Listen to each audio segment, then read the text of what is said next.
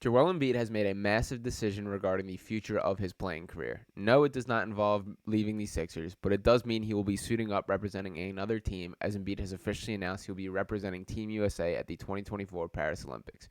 I'm here to break down why I'm excited about that from a basketball perspective, the implications on the Sixers and Joel Embiid, and why there's some indications out of training camp that Embiid's style may be changing regardless this season. Now, before I dive fully into things, I do want to make sure you guys are hitting that subscribe button. As of now, 87.8% of you guys have not subscribed to the channel yet. We have plenty of big plans with the Sixers season now arriving. I'm excited. I'm ready to dive fully into it. I'm going to have nonstop content coming out, so I want each and every one of you along for the ride right here on Sixers Digest. I am, of course, Sean Barnard, and I'm ready to dive into today's topic now, which is, of course, Joel Embiid declaring that he will be representing Team USA at the 2024 Paris Olympics.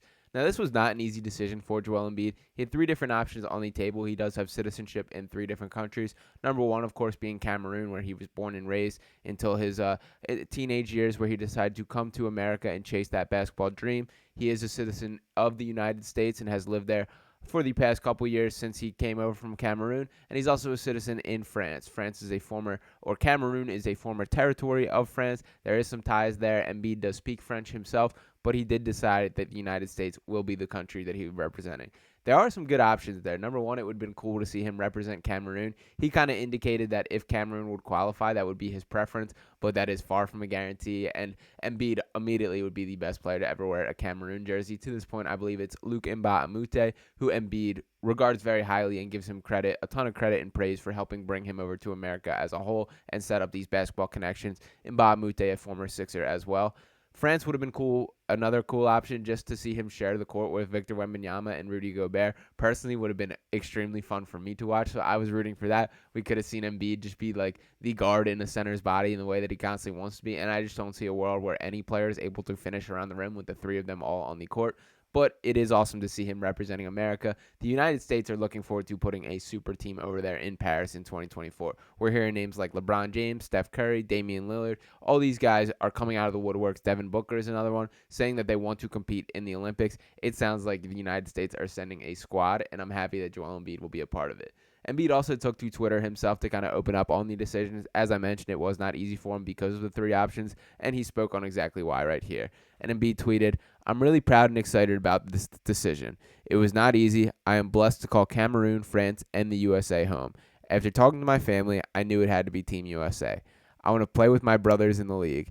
I want to play for my fans because they've been incredible since the day I came in here.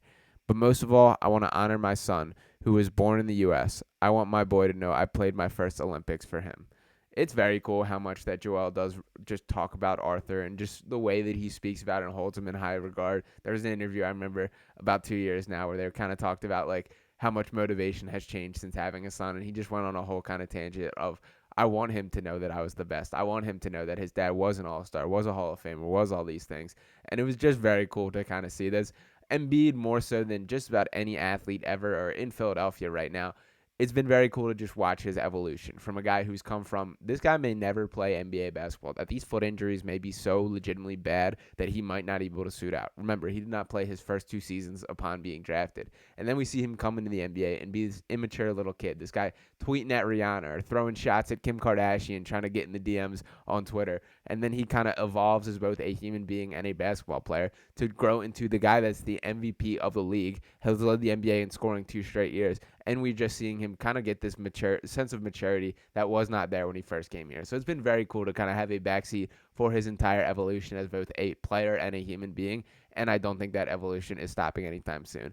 I do think Arthur helped mature Embiid in a way that he probably needed, to be honest, in a way that he was still a guy getting into scraps, doing all his thing on the court, Joel Embiid, and that's him at his heart. It will always be, but I am kind of happy, and it does warm my heart a little bit to kind of see these moments from Joel. And one of the reasons that I am excited as far as the basketball perspective of him taking place in the Olympics is, for starters, the Sixers have plenty of cap space that summer, and that Joel Embiid will be in the market to begin tampering.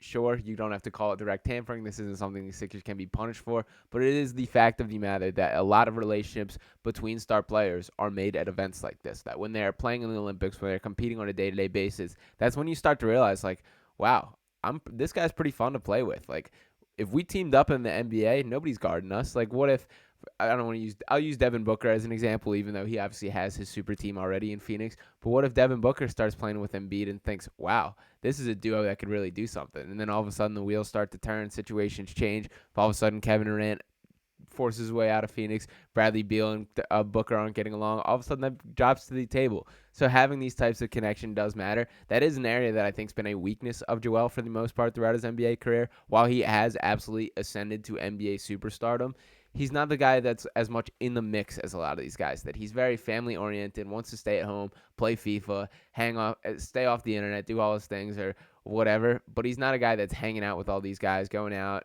being friends with. We don't see him at social events in the way that we see a lot of these NBA players. So by going to the Olympics and competing on the same court is an opportunity to do so.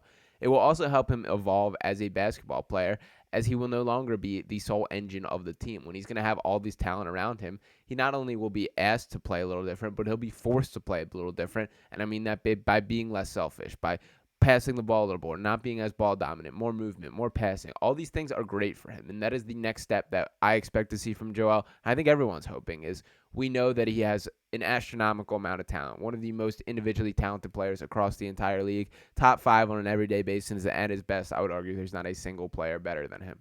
But for him to translate that to winning to the full extent is still where he needs some areas. This is when you compare him to Nikola Jokic, where Jokic has Embiid beat, is translating his skills purely to winning, in the way to elevating his teammates, in the way that Embiid just frankly has not yet. And I do think that playing with these talented list of players will help. And I also think the Nick Nurse offense is going to help with that. There's going to be much more movement than last year. There's been a ton of quotes coming out of Sixers camp regarding the new outlook, the new passing, the more team-friendly options that they're doing. And to pull up a quote here, we have from Austin Carell, Joel Embiid on the difference in the offense this year versus previous years. Quote, "I love it, and we all love it. I think this is the best way to win." Embiid pointed specifically to the ball movement from side to side, getting everyone involved. Says he never liked the idea of just being a scorer, wants to be a playmaker.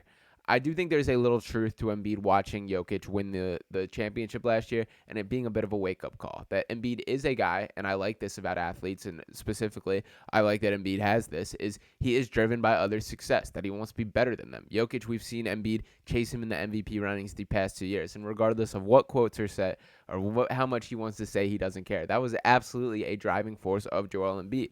So now to watch Jokic win a championship and really bring his skills and translate them to winning in the best way possible, which is what Jokic did last year, Embiid now has to match that. And being a playmaker is a part of that process, that he does need to develop these skills, find a way to get the job done, and bring out the best in his teammates. I do think that he needs to grow in that area.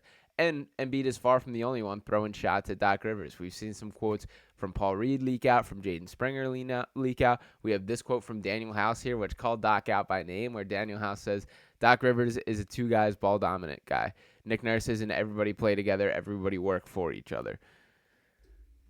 Okay, Daniel House, simmer down a little bit, I guess, is my comment there, because some of the guys making these comments at Doc I have been a little surprised of. Jaden Springer, little old Jaden Springer, made a comment a couple weeks ago now where he said, like, in all the time that I've been in the NBA, I've never had a coach break things down the way that Nick Nurse does. And it's like, well, you've been in the NBA for 2 years and you've had one head coach, so who are you talking about here? And same with Paul Reed. He had a little comment like that, like, I haven't had a coach break things down, things like that. So I guess the biggest takeaway, and I've said this for a while now, but Nick Nurse will be more impactful than any personnel move that the Sixers could have made. That I do think that there's something refreshing about the way that he's going to change the outlook. As much as the Sixers did have team success, it's been boring basketball these past couple years. And yes, Embiid obviously ascended to the league's leading scorer the past 2 years. He's a guy who it brought out the best in Embiid individually. But the Doc Rivers system did not bring out the best in the Sixers as a team. They're in the exact same spot they were before he came to Philadelphia, by still not making it past the second round, by failing to translate this.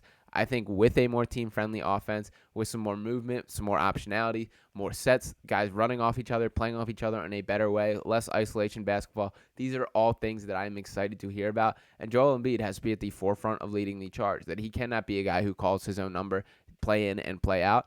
It looks like he's at this point where he understands that, he's ready, and that could be a difference maker for the Sixers getting over the hump. Obviously, we have to see what it looks like on the court. We will see how this plays out, how the offense looks like in full.